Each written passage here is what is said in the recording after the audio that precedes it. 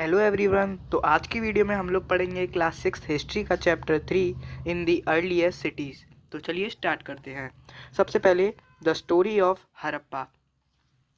तो इससे पहले अगर आप पिछले 2 चैप्टर रिवाइज करके नहीं आए हैं तो पहले उन चैप्टर को रिवाइज करके आइए, उसके बाद इस चैप्टर को पढ़ना। चलिए, द स्टोरी ऑफ हड़प्पा। तो 150 ईयर्स अगो मतलब 150 साल पहले, एक मिनट इसको, 150 साल पहले railway lines being laid down मतलब रेलवे लाइन मतलब ट्रेन की पटरियां बिछाई जा रही थी पहली बार पंजाब में। तो जब वो चीज़ हो रही थी तब इंजीनियर्स को एक बड़ा सा ढेर मिला हड़प्पा के पास, मतलब हड़प्पा में ही मिला, जो कि एक अच्छा सोर्स लग रहा था हाई क्वालिटी ब्रिक्स का। वो ढेर एक अच्छा सोर्स था हाई क्वालिटी ब्रिक्स का। तो इंजीनियर्स ने क्या किया, उसको कैरीड ऑफ मतलब उसको उठा के ले गए to build railway line. Railway line बनाने के लिए उन हाई क्वालिटी ब्रिक्स को उठा के ले गए। उसके बाद 80 साल पहले आर्कियोलॉजिस्ट गए उस साइट पे, मतलब आर्कियोलॉजिस्ट को वो साइट मिली मतलब हड़प्पा, और ये रियलाइज़ किया कि वो सबसे पुरानी सिटी है अपने देश की। सब कॉन्टिनेंट मतलब देश होता है, मतलब देश ही मान लो आप। तो उन्होंने ये रियलाइज़ किया कि ये सबसे ओल्डेस्ट सिटी है अपने सब कॉन्टिनेंट की। तो हड़प्पा पहली सिटी थी जो कि डिस्कवर की गई थी, और जो बाकी अलग अलग जगह थी जहाँ पे सिमिलर बिल्डिंग्स मतलब उन जैसी, जहाँ पे हड़प्पा जैसी बिल्डिंग्स मिली और कुछ अलग चीज़ें मिली सेम, उनको नाम दे दिया गया हड़प्पन साइट्स। मतलब जिन जगहों पे हड़प्पा जैसी चीज़ें मिली, जो चीज़ें हड़प्पा में मिली हैं वही चीज़ें मिली, तो उन जगह उन साइट्स को नाम दिया गया हड़प्पन साइट्स। तो चलिए नीचे करते हैं। तो आज हम today what we will study about Harappan civilization. Harappan civilization को हम इंडस वैली सिविलाइजेशन भी कहते हैं, लेकिन इस क्लास में आपका हड़प्पन सिविलाइजेशन दिया हुआ है। तो आज हम हड़प्पन सिविलाइजेशन के बारे में क्या क्या पढ़ेंगे। सबसे पहले फीचर्स ऑफ सिटीज़। सिटीज़ के फीचर्स क्या थे, और फीचर ऑफ सिटीज़ के अंदर अंदर हम क्या पढ़ेंगे, आउटले ऑफ सिटीज़। सिटीज़ का आउटले क्या था, वहाँ के घर कैसे थे, नालियाँ और वहाँ की रोड वगैरह, और वहाँ के लोग कैसे थे, वहाँ का क्राफ्ट कैसा था, ये सब हम फीचर ऑफ सिटीज़ में पढ़ेंगे। रॉ मटेरियल के बारे में भी पढ़ेंगे कि ये कहाँ से आता था या फिर यहाँ पे भी था ऐसे। वहाँ के फूड के बारे में, और धोलावीरा एंड लोथल जगह है, ये जगह के नाम है, तो इनके बारे में भी हम पढ़ेंगे। उसके बाद हम डिक्लाइन ऑफ हड़प्पा भी पढ़ेंगे कि हड़प्पा का डिक्लाइन कैसे हुआ। डिक्लाइन मतलब हड़प्पा कैसे ख़त्म हो गया। तो चलिए इसको नीचे कर लेते हैं।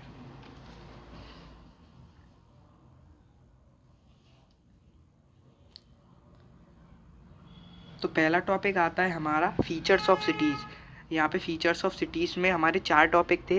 तो फीचर्स ऑफ सिटीज़ में पहला टॉपिक आता है outlay of cities. I hope आप साथ साथ नोट्स बना रहे होंगे, तो उसको देखते रहिए। जो मैंने अभी आपको बॉक्स दिया था ना कि हम क्या क्या पढ़ेंगे, उसको देखते रहिए। अभी पहला चल रहा है हमारा फीचर्स ऑफ सिटीज़, और उसमें भी हमारा चल रहा है आउटले ऑफ सिटीज़। तो सबसे पहले सिटीज़ के अंदर जो छोटा एरिया था, मतलब कुछ एरिया ऐसा था जो कि मतलब जगह तो बहुत कम है लेकिन ऊंची ऊंची बिल्डिंग्स हैं, तो उस जगह को नाम दिया गया सिटाडेल। और कुछ जगह ऐसी थी जो कि जगह एरिया तो बहुत बड़ा है लेकिन वहाँ पे बहुत छोटे छोटे घर बने हुए हैं, तो उसको नाम दिया गया लोअर टाउन। नेक्स्ट, वहाँ के जो वॉल्स थे, मतलब घरों की जो दीवारें थीं या फिर कुछ भी हम दीवार बना रहे हैं, तो मेड विद बेक्ड ब्रिक्स, वो पकी हुई ईंटों से बनता था और इंटरलॉकिंग पैटर्न में बनता था। इंटरलॉकिंग पैटर्न कैसा होता है, स्क्रीन पे एक फ़ोटो आ रही होगी, तो इस तरीके से इंटरलॉकिंग पैटर्न होता है। ठीक है। ग्रेट पार्ट एट मोहनजोदारो इसी का पार्ट है, ये हम पहले इन दोनों को पढ़ लें। उसके बाद एलेबोरेट स्टोर हाउसेज भी मिले हैं हमें, जो एलेबोरेट मतलब बहुत शानदार स्टोर हाउसेज मिले हैं। कहाँ कहाँ मिले हैं, मोहनजोदारो, हड़प्पा और लोथल। फायर अल्टार्स भी मिले हैं एट कालीबंगन एंड लोथल, मतलब ये हुआ करते थे कालीबंगन और लोथल पे फायर अल्टार्स। फायर अल्टार्स मतलब होता है जैसे हवन नहीं होता, आपको मैं एक फ़ोटो डाल देता हूँ स्क्रीन पे, ये होता है fire Alt. Next, great bath. Great bath क्या होता है? ये हमें मोहनजोदारो में मिलता है। तो ग्रेट बाथ एक स्पेशल टैंक होता है जो कि लाइंड विद ब्रिक से बना होता है और उसमें प्लास्टर भी किया होता है। और प्लास्टर करने के बाद उसको वाटर टाइट कर देते हैं। जैसे कभी कोई घर बनता है तो उसकी दीवार बनाने के बाद उसके ऊपर पानी की सिंचाई करते हैं, ऐसे ही उसको वाटर टाइट कर देते हैं। और उसके अंदर लेयर ऑफ नेचुरल टार्स भी लगी रहती हैं। जैसे जब हमारा घर बनता है, किसी किसी का लाइन या गार्टर से बनता है, किसी का लेंटर से बनता है, तो जो लोहे की सरिया होती है ना, उनको हम लगता था मतलब उस ग्रेट बाथ में। स्टेप्स ऑन टू साइड्स, दो साइड्स पे सीढ़ियाँ थी नीचे जाने के लिए, मतलब वो एक गड्ढा टाइप था। गड्ढा ऐसा नहीं कि पूरा एकदम स्विमिंग पूल मान लो आप, ठीक है। ग्रेट बाथ का भी फोटो स्क्रीन पे आ रहा होगा तो आप देख लो।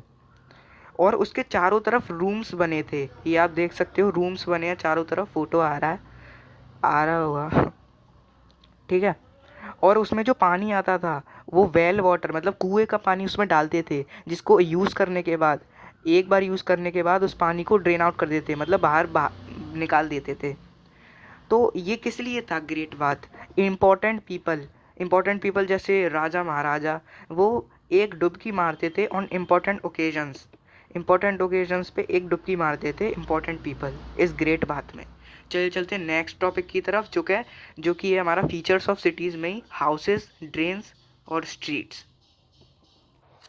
चलिए, हाउसेस, ड्रेन्स एंड स्ट्रीट्स। सबसे पहले हाउसेस। तो हाउस जो होते थे वो एक या दो मंजिल के होते थे और कोर्टयार्ड के लॉन्ग रूम्स बने रहते थे। कोर्टयार्ड क्या होता है? स्क्रीन पे फोटो आ रही होगी, आप लोग देख सकते हो।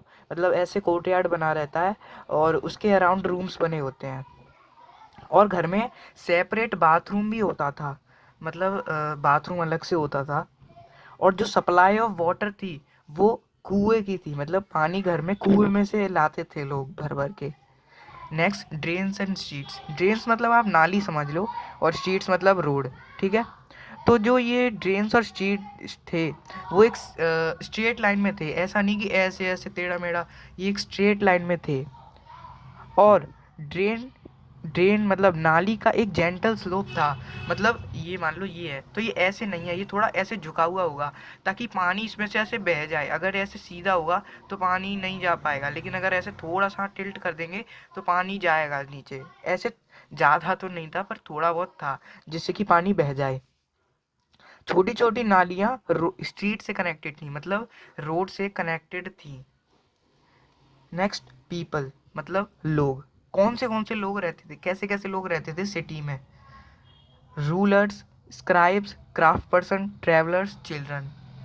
रूलर्स जो थे, मतलब राजा महाराजा, वो प्लान करते थे स्पेशल बिल्डिंग्स के बारे में, मतलब हमें अपने राज्य में ये बनाना है ऐसे। और वो लोगों को दूर दूर भेजते थे, क्या लाने के लिए? मेटल, स्टोन्स और अदर थिंग, कुछ कीमती चीज़ें। और वो अपने पास बहुत वैल्यूएबल चीज़ें रखते थे, जैसे गोल्ड, सिल्वर, बीट्स। बीट्स मतलब मालाएं, अपने साथ वो रखते थे ये valuable things. Now scribes. Scribes कौन होते हैं? जिनको ये पता था कि लिखते कैसे हैं, तो वो हेल्प करते थे सील्स लिखने में। सील्स में क्या होता था, जब भी कोई एक राजा दूसरे राजा के पास कुछ चीज़ भेज रहा है, पता है हर राजा की एक अपनी पर्सनल सील होती थी, जिससे हम ये पता लगा सकें कि ये किस राजा के पास से आई है। कोई सामान कोई भेजेगा तो उस सील से वो ये पता लगा सकते हैं कि ये इस जगह से आई है, ठीक है। Next, craft person. अब क्राफ्ट पर्सन मैन मतलब आदमी भी हो सकता है और वुमेन मतलब औरत भी हो सकती है। तो जो क्राफ्ट पर्सन थे वो हर तरह की चीज़ें बनाते थे और वो या तो अपने घर पे या वर्कशॉप दोनों जगह बनाते थे। Next, traveller. ट्रैवलर मतलब जो एक जगह से दूसरी जगह ट्रैवल करता है। वो कैरिंग मतलब वो अपने साथ कैरी करता था रॉ मटेरियल्स, दूर दूर जगहों पे, एक जगह से दूसरी जगह अपने साथ रॉ मटेरियल्स लेके ट्रैवल करता था। और वो ट्रेड भी करता था, वो मैंने यहाँ पे लिखा नहीं है। और चिल्ड्रन, चिल्ड्रन भी रहते थे भाई, बच्चे तो होंगे ही ना। अब हमें हड़प्पा में कुछ टेराकोटा टॉयज़ मिले हैं, मतलब टेराकोटा क्ले मान लो आप, हमें कुछ क्ले के टॉयज़ मिले हैं तो हम ये अंदाज़ा लगा सकते हैं प्रोबेबली चिल्ड्रन मतलब बच्चे उन टॉयज से खेलते होंगे। चलिए नीचे आ जाते हैं।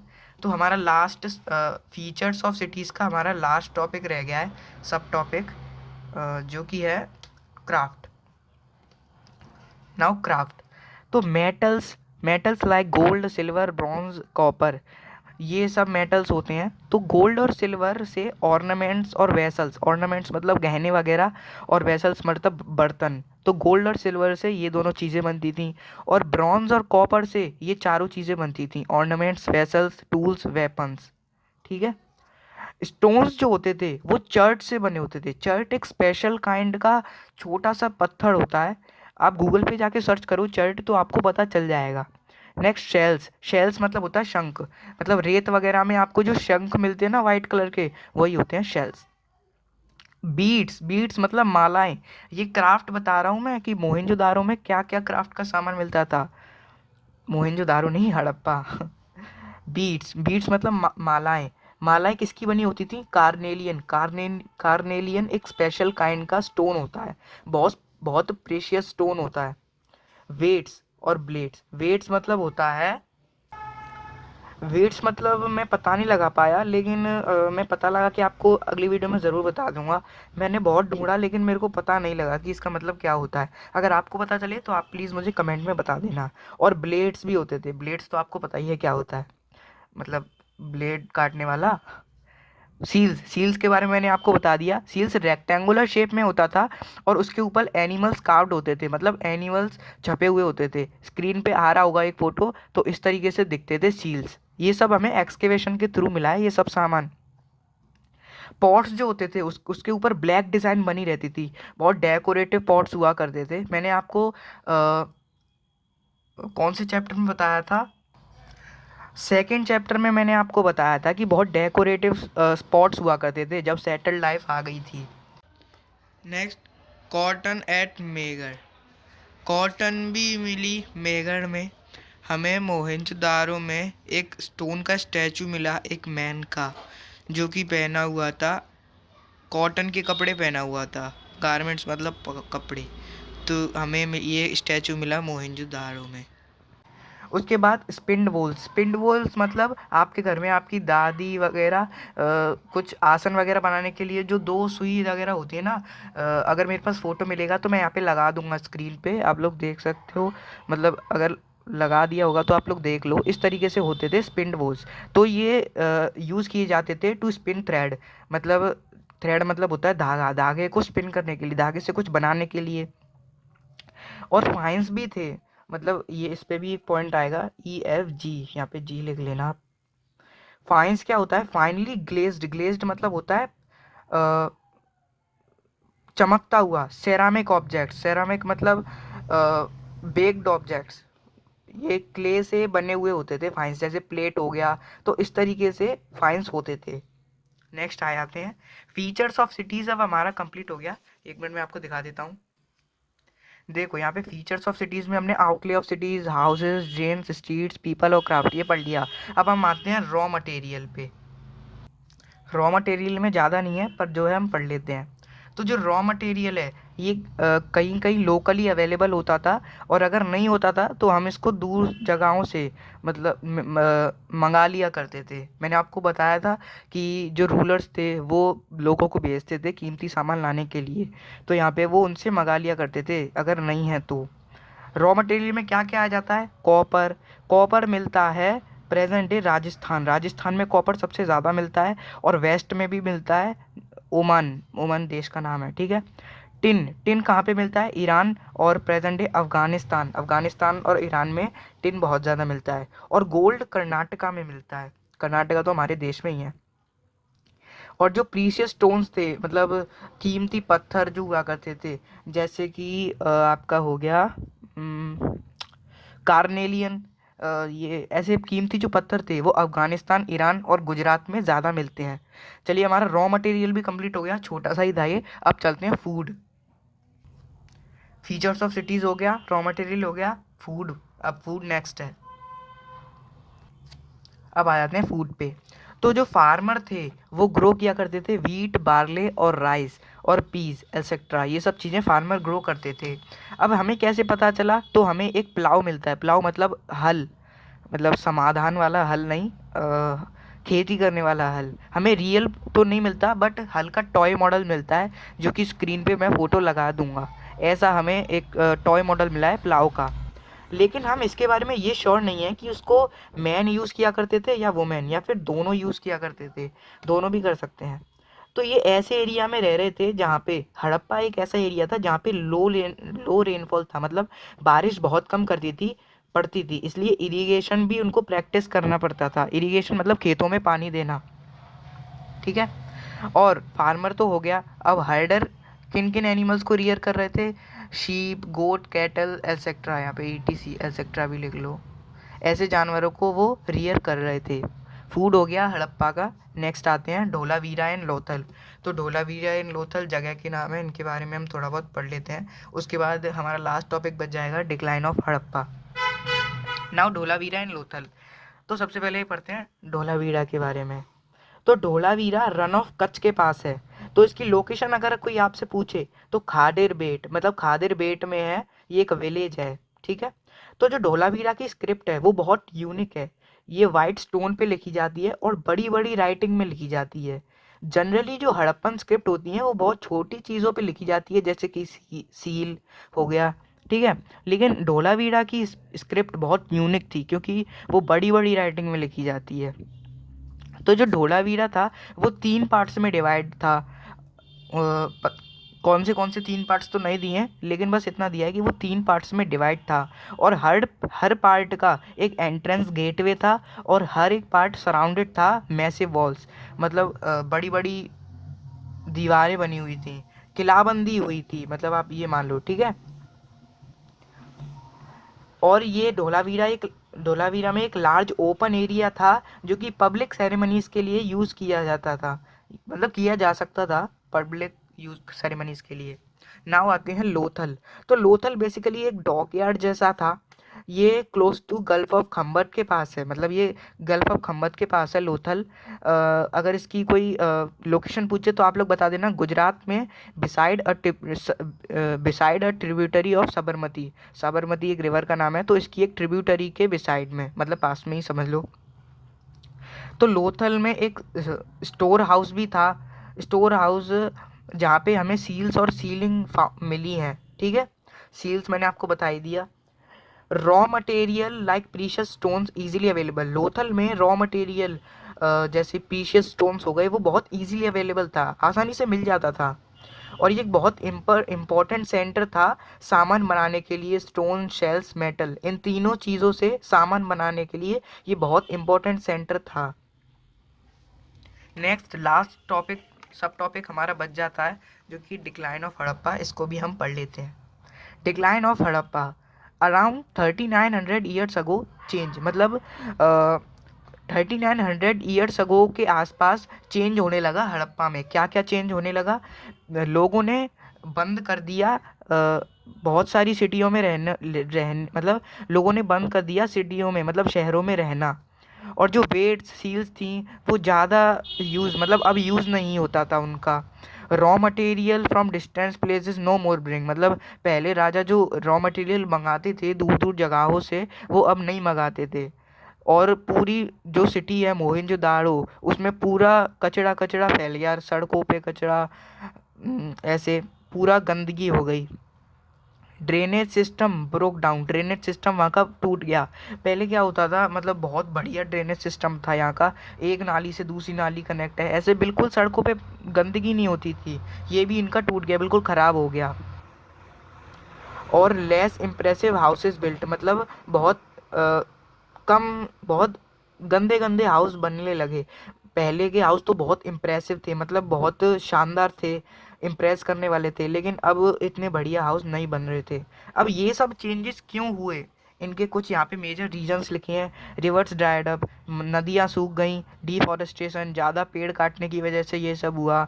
और जानवरों ने ज़्यादा ग्रेस कर दिया, मतलब जानवरों ने ज़्यादा घा वहाँ की, जैसे कह सकते हैं, ग्रेजिंग का मतलब होता है, मतलब जानवर जैसे घास खा जाते हैं ना, जैसे कैसे बताऊँ मैं आपको, मतलब ये मान लो कि जानवरों ने ज़्यादा ग्रेज कर दिया, मतलब